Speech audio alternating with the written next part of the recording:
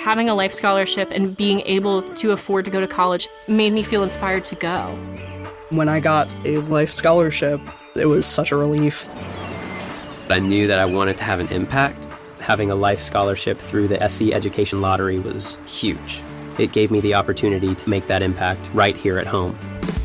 The South Carolina Education Lottery. A better you, a better us, a better South Carolina. Visit sceducationlottery.com/betteryou. Ready to make a real impact every day? Join the Active Day Home Care team and help clients maintain their independence in the comfort of their own homes. Make a difference in someone's life as you provide essential daily assistance and protect their health and happiness. Earn up to $20 an hour and enjoy additional perks like optional daily pay, 401k, paid time off, ongoing educational training, and more. Join a team that values care, compassion, and your professional growth. Visit activeday.com to apply. 22 persons suspected to be spies have been arrested in the Iranian province of with an apparent military insider media that operate with a verified ex-social media handle, Iran Armed Forces stating that the 22 individuals were linked to Israeli intelligence services, and police authority in according to AFP, confirmed the arrest of the 22 persons the police said are Israeli spies. This, Israel Defense Forces, IDF, in a statement issued on Saturday morning said that Israeli troops in a precise attack killed the commander of the Palestine Corps of the Quds Force, Saeed Azadi, in According to AFP, police in Iran's province said Saturday that 22 people, linked to Israeli spy services, had been arrested since June 13, Fars news agency reported. 22 people were identified and arrested on charges of being linked to the Zionist regime's spy services, disturbing public opinion and supporting the criminal regime, the agency said, citing the head of police intelligence in Iran's province. It came after Iranian police announced the arrest on Thursday of 24 people accused of spying for Israel and of seeking to tarnish the country's image, according to a statement carried by Tasnim news agency. A European national was also arrested for spying, Tasnim reported on Friday, without giving their nationality or the date of the arrest. Iran regularly announces arrests of suspected spies. Several have been executed in recent weeks. Norway-based NGO Iran Human Rights said at least 223 people have been arrested nationwide on charges related to collaboration with Israel, cautioning that the actual figure was likely higher, AFP stated.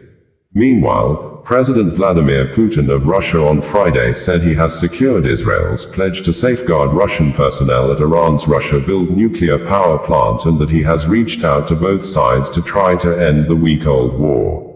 He stated this while answering questions on a variety of issues at the St. Petersburg International Economic Forum. Putin, who spoke in a native as interpreted in English, said that Russia has proposed some ideas for a possible settlement between Iran and Israel that are currently being discussed. He said Moscow asked Israeli Prime Minister Benjamin Netanyahu to ensure the security of Russian personnel who are working to construct 2 more reactors at the nuclear power plant in Iran's port of Bushehr, and that he also raised the issue with US President Donald Trump. Prime Minister Netanyahu has agreed with that, and President Trump has promised to support our legitimate demands, Putin said. President Putin rejected allegations that Moscow has failed to back its ally, Tehran, saying the Kremlin has maintained good ties with both Iran and Israel. He noted that Israel is home to nearly 2 million people from Russia and other former Soviet nations, saying, a factor that we always have taken into account. At the same time, Putin said, Russia has always met its obligations to Iran, adding that Moscow has firmly backed Tehran's right for the peaceful use of nuclear energy. He voiced concern about the spiraling conflict, saying, we are strongly worried about what's going on around the Iranian nuclear facilities and possible consequences. Al Jazeera reported on Saturday early morning that Iran had launched an early morning missile attack on central Israel, resulting in a fire in Holland, as several Israeli attacks were reported, including on Iran's Isfahan, home to a key nuclear research center. Iranian Foreign Minister Abbas Araghchi says Iran's nuclear program is peaceful and his country remains open to diplomacy, but Israel's attacks must stop first.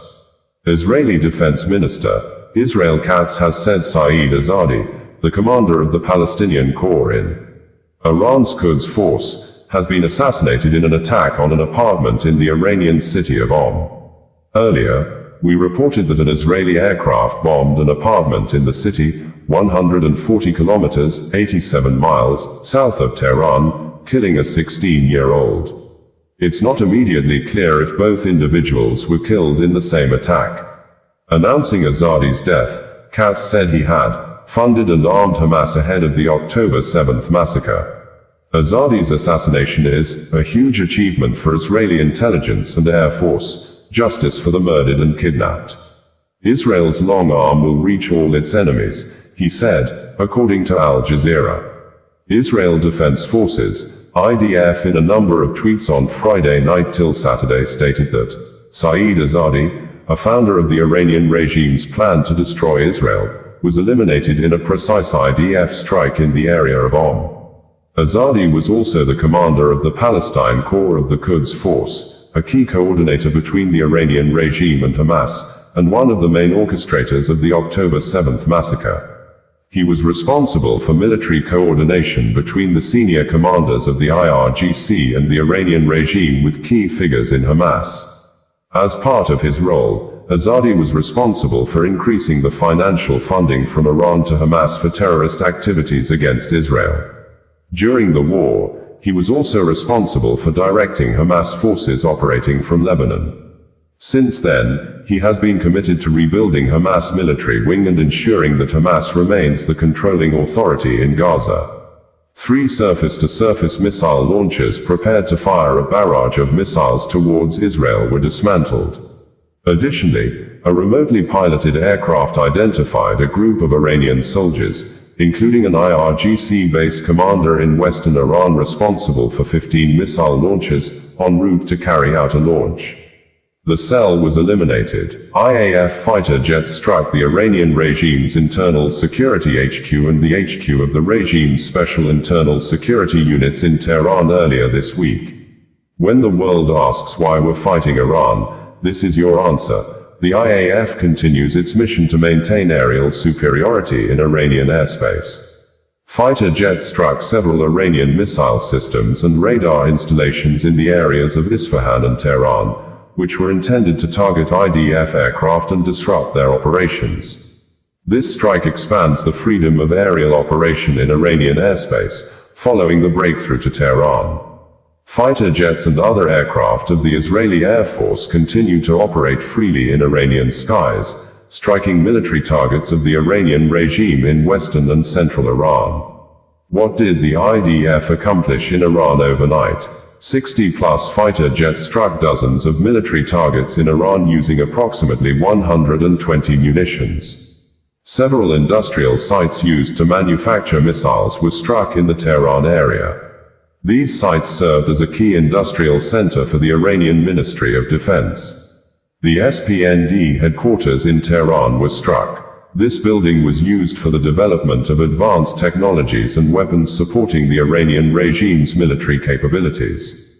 4 UAVs launched from Iran were intercepted, IDF stated. An apparent insider media, Daily Iran Military, reported that, in the past few hours, an undisclosed number of advanced Arash-1 and Arash-2 long-range attack drones have been launched at Zionist cult terror sites across occupied Palestine. On the other hand, the US President, Donald Trump, had told reporters that next week is going to be very big, as he reiterated his demand for Iran's unconditional surrender amid the conflict with Israel. Trump, according to several media reports, considered joining Israel in attacking Iranian nuclear sites. The International Atomic Energy Agency confirmed on Wednesday that Israeli strikes hit 2 centrifuge facilities at the TESA Karaj Workshop and Tehran Research Center in the Iranian capital. Centrifuges are machines used to enrich uranium. At the Tehran site, 1 building was hit where advanced centrifuge rotors were manufactured and tested, the IAEA said in a post on X social media. During the week, Iran's supreme leader, Ayatollah Khamenei, reacted to US President Donald Trump's warning that the country should unconditionally surrender, saying Tehran doesn't answer well to the language of threat. He also said Israel's attack on Iran is a huge mistake. In words, the Iran supreme leader said, "The US president threatens us." With his absurd rhetoric, he demands that the Iranian people surrender to him. They should make threats against those who are afraid of being threatened. The Iranian nation isn't frightened by such threats. It was already suspected that the US was involved in the malicious move carried out by the Zionist regime, but considering their recent remarks, this suspicion is growing stronger day by day. The Zionist regime's malicious attack on our country took place at a time when Iranian officials were indirectly engaged in negotiations with the US side. There was no indication on the part of Iran that signaled a military move. The harm the US will suffer will definitely be irreparable if they enter this conflict militarily. The US entering in this war, is 100% to its own detriment. The damage it will suffer will be far greater than any harm that Iran may encounter. It isn't wise to tell the Iranian nation to surrender. What should the Iranian nation surrender to? We will never surrender in response to the attacks of anyone. This is the logic of the Iranian nation. This is the spirit of the Iranian nation, Iran's supreme leader, Ali Khamenei stated. We had reported that the India Ministry of External Affairs in a statement issued on Tuesday, says the government of India has moved India students in Tehran out of the Iranian capital city due to safety concerns following the continuous exchange of air bombardments between Israel and Iran, while at the same time, the government of India advised other citizens in Tehran that can afford their own transport fare to leave the Iranian capital city immediately, adding that some citizens of India have been evacuated out of Iran completely through the border with Armenia.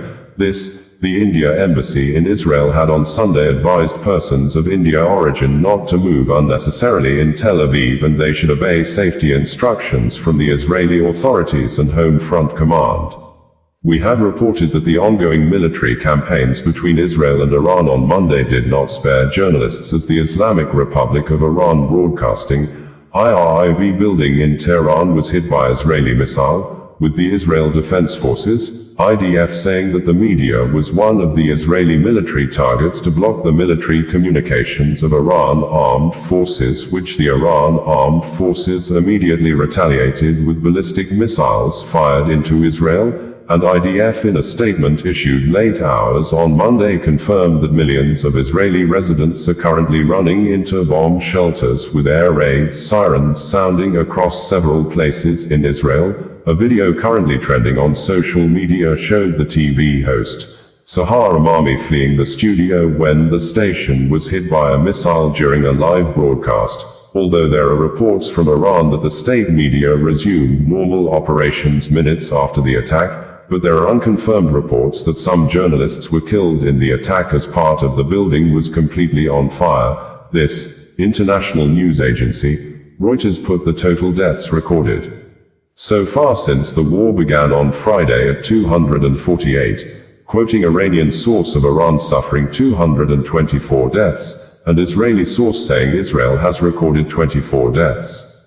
We have reported that not less than 100 persons, mostly civilians, have been confirmed dead less than 48 hours since, on Friday early morning night, Israel and Iran began new massive waves of offensive military campaigns that have forced commercial airplanes to avoid the troubled Middle East airspace as the two countries fly missiles of mass destruction in the air corridors, with local media confirming Iran ballistic missile killed 10 persons and injured more than 20 others at a single building struck at Bat Yam city in Israel as the angry Iranian soldiers launched a massive all-night continuous air bombardments campaign against the state of Israel that earlier on Friday began the new offensive military campaign when it flew fighter jets to strike Iranian military homes, nuclear weapon facilities, killing Iran nuclear weapon scientists, military leaders including Iranian Chief of Staff and Commander of the Islamic Revolutionary Guards Corps,